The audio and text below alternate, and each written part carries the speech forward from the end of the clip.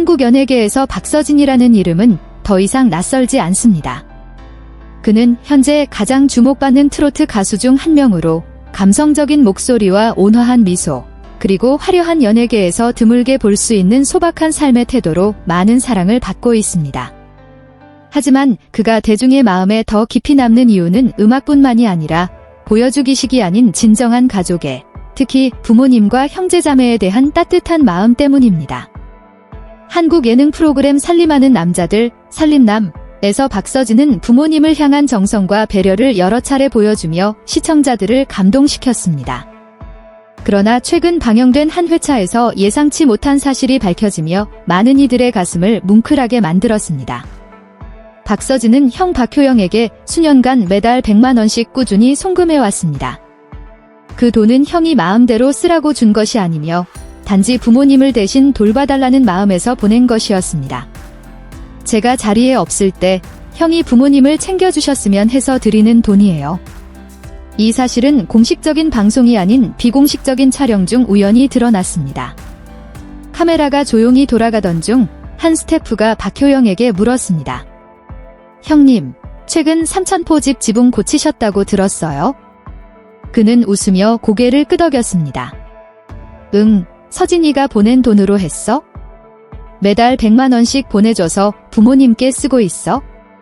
단순한 말이었지만 제작진은 이 말에 잠시 말을 잇지 못했습니다. 금액 때문이 아니라 그 이면에 담긴 조용한 사랑과 책임감 때문이었습니다. 서울에서 바쁘게 활동하며 자주 고향에 내려가지 못하는 박서진은 형의 손을 통해 자신이 여전히 집에 있는 아들이 되고자 했습니다.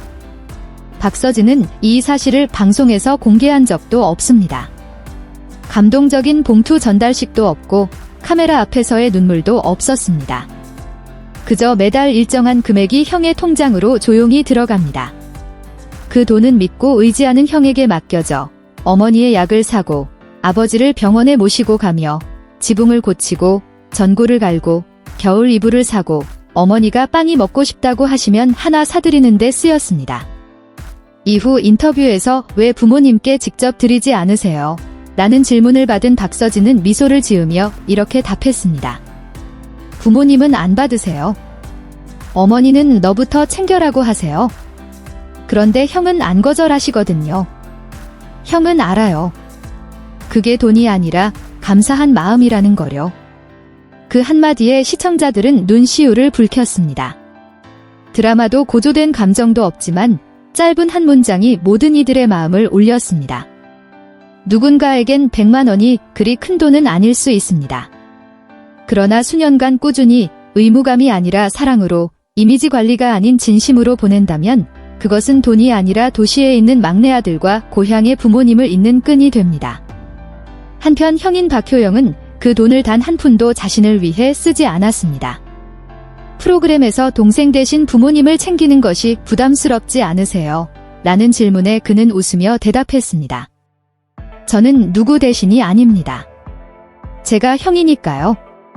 서진이 돈이 있든 없든 저는 원래 이렇게 했을 겁니다.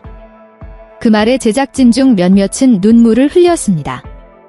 그것은 형식적인 겸손이 아니라 진심이었기 때문입니다. 어릴 적부터 가족의 짐을 묵묵히 감당했던 첫째. 아픈 동생을 업고 병원에 데려가고 어머니가 막내 옷을 사기 위해 밥을 굶지 않도록 자신이 식사를 참았던 형. 진흙탕 시골길에서 동생을 업고 다녔던 형. 이제 동생이 유명해지고 돈을 벌고 삶이 달라졌지만 그들의 관계는 변하지 않았습니다. 서진은 여전히 형의 눈엔 어린 막내이고 형은 여전히 덤마 대신 돈을 받을 수는 있어도 절대 그 돈을 자기 위해 쓰지 않는 사람입니다. 어머니는 이 사실을 어떻게 알게 되었을까요? 그녀는 조용히 웃으며 말했습니다. 서진이가 형한테 돈을 매달 보낸다는 건 몰랐어요. 얘기 안 하더라고요. 그런데 지붕이 새로 바뀌고 전등이 더 밝아지고 아버지가 약을 잘 챙겨 드시고 보면 알아요. 애들이 자기 방식으로 우리를 챙기는 거죠. 비공식 촬영 중 여동생 효정은 이렇게 말했습니다. 사람들이 연예인은 편할 거라고 생각하죠. 근데 저는 봐요. 서진이 오빠는 늘 바쁘고 늘 이동하고 쉬는 날도 없어요. 자주 못 오니까 돈을 보내요. 그런데 절대 그런 거 말 안 해요. 그리고 그녀는 눈빛에 자랑스러움을 담아 덧붙였습니다. 효도하는 방법은 여러 가지예요. 꼭 차를 사주거나 집을 사주거나 영상 찍어서 선물 전달할 필요는 없어요. 때론 그냥 매달 조용히 송금하는 거, 그 안에 마음이 담겨 있잖아요. 방송이 나간 후 시청자들은 감동적인 댓글을 남겼습니다. 저도 타지에서 일하며 매달 어머니께 돈을 보내지만 한 번도 그 돈 쓰셨나요? 묻지 못했습니다. 박서진을 보면서 제 자신이 떠올랐습니다.